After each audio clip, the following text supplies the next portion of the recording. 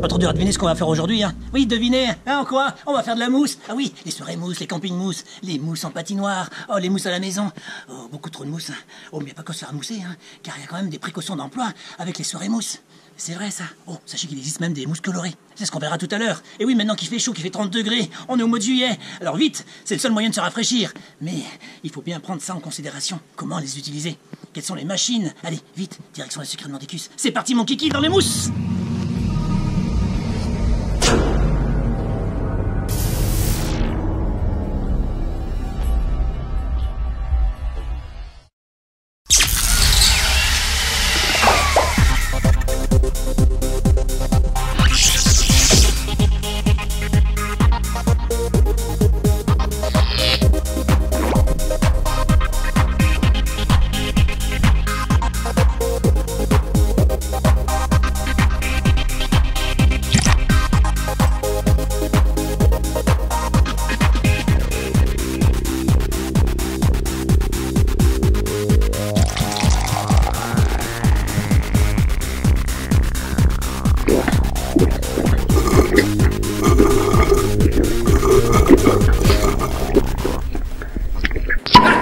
Qu'est-ce qu'il y a? Qu'est-ce qui se passe? Ah bah, mais qu'est-ce que vous faites là? Bah, je fais une expérience sur la mousse avec de la bière qui mousse. Du coup, dedans, j'ai rajouté du maltodextrine et du gaz carbonique. Et vous faites des expériences tout seul là, en pleine nuit, ici là? Ah bah non, je suis pas un cobaye. Mais j'ai commencé hier soir et il est plus très frais. Ah bah oui! Et il a ramassé votre cobaye, hein? Ah bah. Oh, je sais! On pourrait faire un épisode dédié à la mousse. Oui, non, pas cette mousse-là, hein. Oh oui, la mousse qu'on va utiliser dans les soirées mousse. On avait déjà fait un épisode là-dessus. Mais je crois qu'il est grand temps d'apporter quelques modifications, quelques améliorations, et même quelques nouveautés. Ah ouais, oui! On va se replonger dedans. C'est un petit mousse, ça masse la foule. Oui, bon, on va faire venir les machines à mousse ici parce que c'est pas cette mousse-là qui m'intéresse. Grâce à mon zigoto turbo-aromatique. Allez, c'est parti mon kiki! Oh, nous voici entourés de vraies machines à mousse. Et oui, qui permettent de faire de la vraie mousse pour des soirées mousse. Ah, en plus, ce sont les machines qui sont très répandues sur le marché français. Mais elles sont géniales! Il y en a des petites, il y en a des bleues, il y en a des vertes, il y en a des moyennes, il y en a même des énormes. Oh, c'est mes préférés. Ouais, bah, laissons de côté ça pour l'instant, Ricky, et intéressons-nous à la base. Qu'est-ce que la mousse? Bah ça je sais. La mousse, c'est un amas de bulles. Bon, des petites, des grosses, mais qu'est-ce que c'est une bulle? C'est 2 couches de savon, une couche d'eau et à l'intérieur de l'air. Oui, donc si vous voulez faire de la mousse chez vous, qu'est-ce qu'il vous faudra? Il vous faudra un cobaye qui permettra de souffler, une paille, de l'eau et bien sûr du savon. C'est Rikiki. Ah, mais d'où l'importance d'utiliser nos fameux ventilateurs. En plus, ils sont plus ou moins puissants selon le modèle. Exactement. Alors, il y a 2 choses intéressantes à retenir sur les machineries à mousse. Il existe 2 technologies sur le marché. La première technologie serait donc par système Venturi. C'est-à-dire que vous n'avez pas besoin de cuve de remplissage.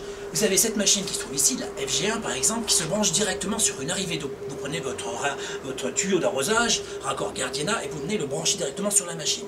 Ensuite, cette machine, vous allez la brancher sur un circuit électrique, 230 volts. Mais entre le 230 volts et la machine, il y a un transformateur. C'est-à-dire que cette machine est alimentée en 30 volts uniquement. Alors ensuite, vous plongez votre durite dans du liquide concentré et le mélange se fait automatiquement en sortie. Pareil pour celle-ci. Alors ces machines sont de nouvelle génération. Vous les voyez de couleur, en plus elles sont résistantes, elles sont légères, elles sont pratiques d'utilisation et faciles. Donc elles sont résistantes pourquoi? Parce qu'elles sont LLDPE, c'est un matériel incassable. Et de fait d'avoir ce petit transformateur, eh ben elles sont waterproof. Exactement, waterproof, insubmersible. Bon alors, cette machine-là, la FG1, eh ben, elle nous permet d'être accrochée en hauteur et elle fait des cascades de mousse. Et celle-ci, elle permet de faire des jets de mousse, qui permet de projeter de la mousse jusqu'à peu près 6 mètres, 6 à 8 mètres. Et vous avez sa grande sœur, la Sirocco, qui permet de projeter jusqu'à 10-12 mètres. Ensuite, vous avez un autre procédé, qui serait donc d'utiliser cette fois-ci une cuve de remplissage. Une cuve par exemple de 1000 litres. Dedans vous allez mettre 980 litres d'eau et 20 litres de concentré. Mais pour alimenter votre machine, vous avez besoin donc d'une pompe. Ah, voici donc une pompe, dans laquelle vous allez mettre un tuyau qui va aller de la pompe à la machine, et un autre tuyau qui va aller de la pompe à la cuve, comme c'est le cas ici, ce tuyau avec la crépine qui se trouve en bout. Bien sûr, pensez bien donc à remplir le tuyau au préalable d'eau jusqu'à la pompe, de façon à amorcer votre pompe, sinon ça ne marchera pas du tout. Alors bien sûr, je parle des machines, mais le plus intéressant, ça serait bien évidemment de voir des démonstrations. Allez, c'est parti mon kiki.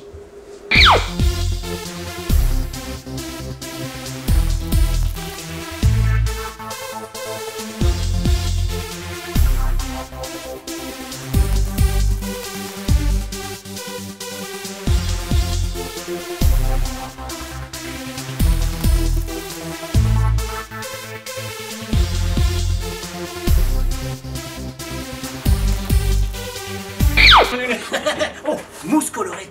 On va parler maintenant d'une toute nouvelle nouveauté, et oui, qui est apparue en juin 2018, c'est-à-dire le mois dernier. Grâce à des mousses de couleur, on a des mousses de couleur rouge, des mousses de couleur jaune, des mousses de couleur verte et des mousses de couleur bleue. Alors les mousses de couleur, eh ben c'est magnifique, ça ne tâche pas. Ah oui, parce que je dis ça parce qu'effectivement les mousses de couleur bleu et rouge existaient il y a quelques années en arrière, mais malheureusement, ça tachait les vêtements. Non, ceci est apparu sur le marché, ça ne tâche pas, c'est à base de colorants alimentaires. Et c'est magnifique, c'est très très beau. Et oui, parce que si on réfléchit bien, colorer, eh ben on savait faire, grâce à quoi? Grâce aux poudres au lit. Et oui, regardez par exemple ceci. Voilà, ça, on savait faire colorer. Ensuite, il y a apparu quoi? Il y a apparu les peintures colorées. Alors, pourquoi pas maintenant, effectivement, les mousses colorées, grâce à ces nouveaux produits ici présents. Alors tout de suite, une petite démonstration.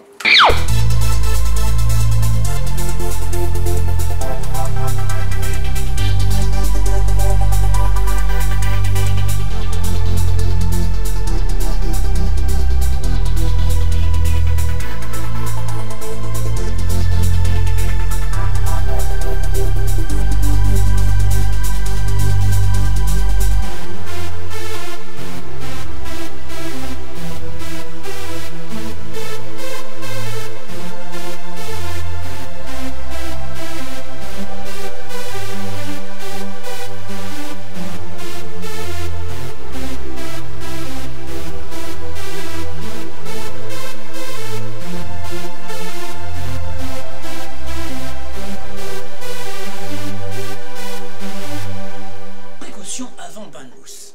Alors, oui, il y a des petites précautions à prendre en considération quand vous faites une soirée mousse. Alors déjà, côté organisation, vous décidez de faire une soirée mousse, donc choisissez bien donc le débit d'une machine. Pensez bien qu'il y avait des machines qui peuvent aller jusqu'à 180 mètres cubes et d'autres à 40 mètres cubes. Donc, vous délimitez une surface, vous réfléchissez si vous voulez donc faire une cascade de mousse ou un jet de mousse dans la zone, et bien sûr, vous délimitez le passage avec une entrée bien spécifique, de façon à faire entrer dans la zone mousse que des gens qui sont donc sans verre et bouteilles en verre. Et oui, il ne faut pas du tout que les gens puissent tomber sur du verre. Ça arrivait quelquefois et ça fait mal. Ensuite, il faut bien sûr protéger le sol. Si vous faites ça en intérieur sur du carrelage, pensez bien que ça va être une piste de glissade. À peine vous arrivez dans la soirée mousse et bam, vous tombez au sol.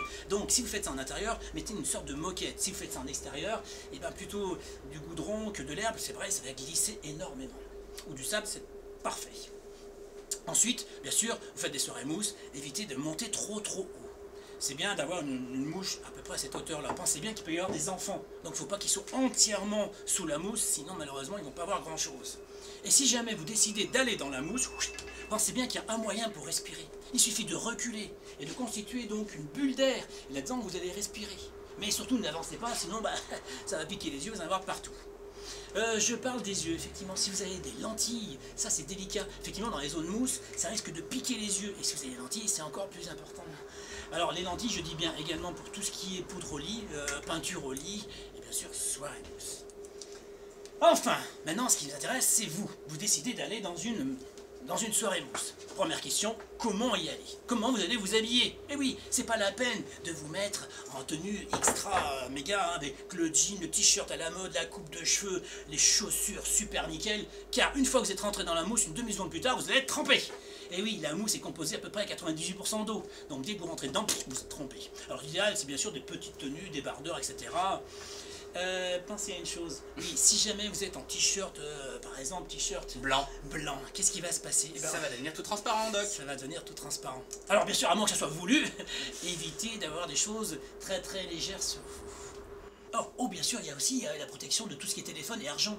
Et oui, certaines discothèques vous donnent à l'entrée un petit sachet dans lequel vous allez glisser votre téléphone portable et si vos billets de banque. Mais c'est pas le cas à tous les cas. Donc ce qui va se passer, c'est qu'à l'air quoi? C'est-à-dire pensez à protéger votre téléphone par tous les moyens que ce soit. Et bien sûr, vos billets de banque c'est pareil, sinon ça deviendra du liquide. Eh oui. Ensuite, pensez également si vous avez... J'avais pas compris au début. Ça se transforme en liquide, j'ai... Et puis au fait, attention aux mains baladeuses. Que ce soit les filles ou les garçons, dans la mousse, on sait pas qui c'est. Hein. Ouais, et si vous avez des problèmes allergiques, la mousse c'est peut-être pas l'endroit idéal. Renseignez-vous au préalable, car effectivement la mousse peut provoquer quelques irritations, surtout si c'est mal dosé. Et si vous êtes allergique, vous avez des problèmes de peau, je vous conseille de pas trop y aller non plus. Voilà, je pense qu'on a fait un petit tour sur le côté sécurité. Alors maintenant, les soirées mousse, vous pouvez les faire effectivement chez vous, tranquillement, dans votre jardin. Vous pouvez les faire effectivement dans des soirées mousse, vous pouvez les faire dans les campings, ça c'est très à la mode. On peut même les faire effectivement en patinoire. Et après, si vous voulez vous intéresser, vous pouvez également acheter des piscines à mousse, des piscines gonflables dans lesquelles effectivement vous allez vous éclater dans la mousse. Vous pouvez faire des footballs, effectivement des baby-foot géants avec de la mousse, etc. La mousse peut devenir effectivement quelque chose d'agréable durant l'été et notamment par exemple maintenant avec ces chaleurs qui dépassent les 30 degrés.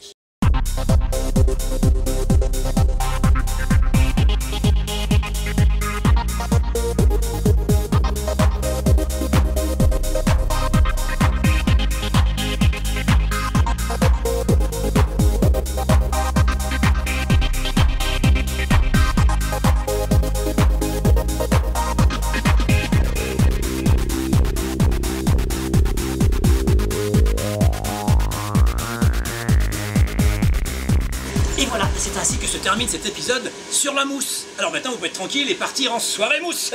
Si vous avez des questions, n'hésitez pas à nous écrire sur Instagram, sur Facebook, sur notre adresse mail ou même en commentaire, on vous répondra à chaque fois. Voilà, et c'est ainsi que se termine donc cet épisode, le numéro 57 de la saison 5. Et maintenant on va commencer bientôt la saison 6. Alors si vous voulez être cobaye, n'hésitez pas à nous écrire car on va commencer à tourner la nouvelle saison. Voilà, je vous vois plus, mais on est là encore. On vous donne rendez-vous donc à très bientôt, passez un bon été.